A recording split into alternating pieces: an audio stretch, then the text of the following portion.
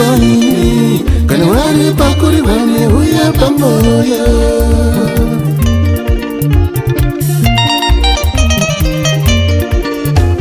Ndanga singasive kuti rudo runozi pahini kana vari pakuri vane uya pamoyo.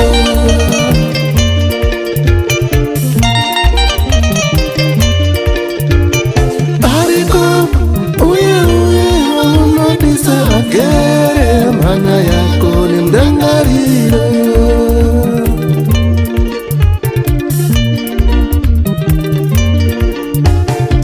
Ariko uye waunodisa. Agere mhana yako ni mdangariro.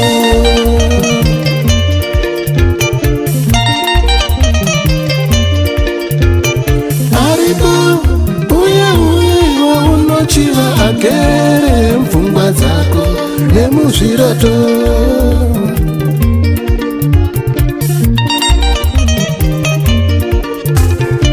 Aripo uye waunochiva. Agere mfungwa zako nemuzviroto.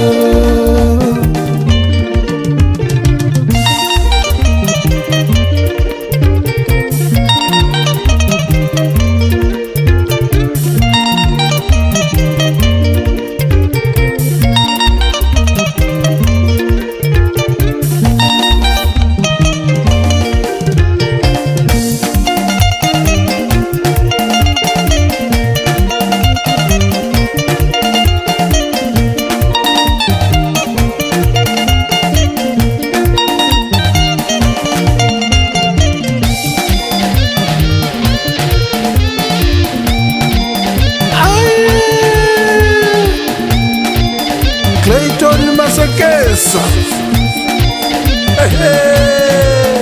Joseph Makiwa, producer wangu.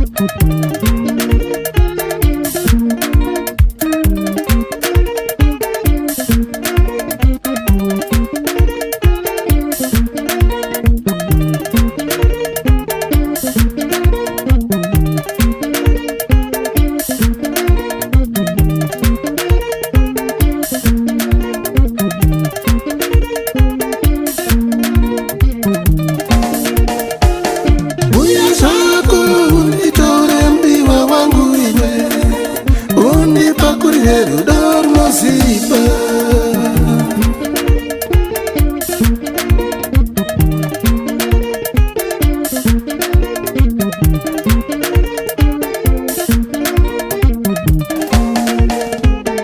Unozwa seiko kudiwane uye unodisa pamoyo.